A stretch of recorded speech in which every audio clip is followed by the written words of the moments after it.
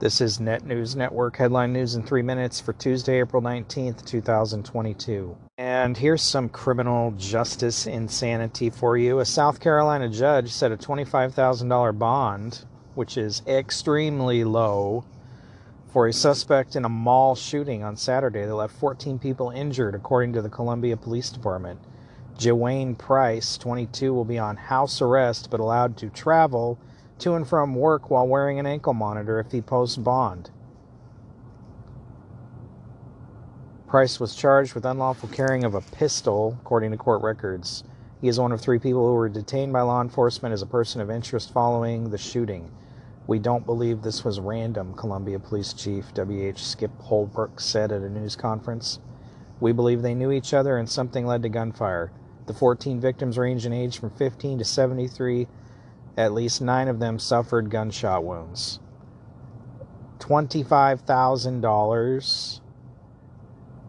For $2,500, then, he can get out of jail through a bail bondsman. It is insane that somebody that commits a mass shooting can get out on a $2,500/$25,000 bond. He shouldn't be out at all.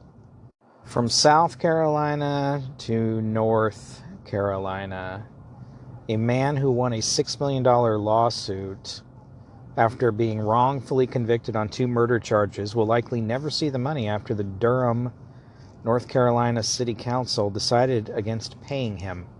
Darrell Anthony Howard, who was exonerated in 2016 and pardoned in 2021 by Governor Roy Cooper after serving 21 years of an 80-year jail sentence, was awarded $6 million by a federal grand jury in December.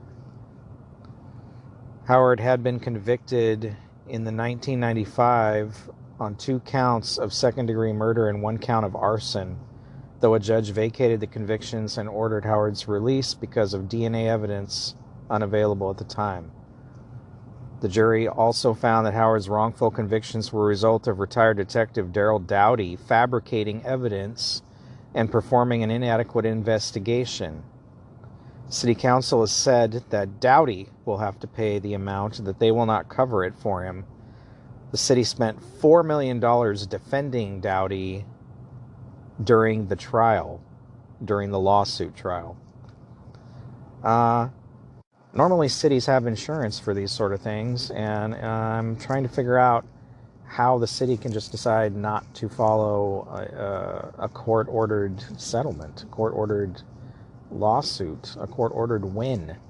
I guess the government can just do as it pleases. And more trouble in Biden's government. The Pentagon lost another top IT official on April 18th with the resignation of Preston Dunlap, the founding chief architecture officer of the Air and Space Forces. In an open resignation letter posted to social media, Dunlap said that he was proud of the 3 years he spent at the Defense Department, but the bureaucracy, a risk-averse culture, and other internal issues made innovation more difficult than it should have been. He said the department fostered an environment in which it was hard but not impossible to innovate, and compared the effort required to break through Pentagon bureaucracy to the effort needed to push satellites past Earth's gravity.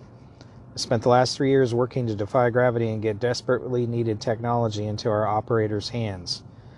By the time the government manages to produce something, it's often too obsolete. No business would ever survive this way, nor should it. Dunlap's resignation follows that of Pentagon Chief Software Officer Jason Weiss earlier in April, and that of Air and Space Force's Chief Software Officer Nicholas Chalin in October.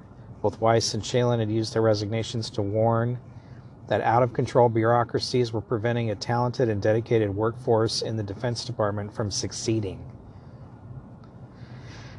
Does it really surprise anybody that Biden's government is inept at every possible level?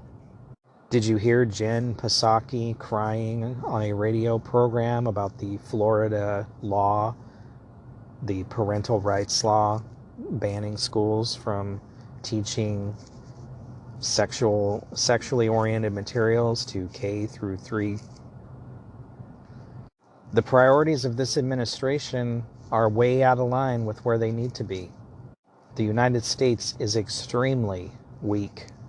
If you think China and Russia aren't paying attention to all of this, you are going to have a sad wake-up call.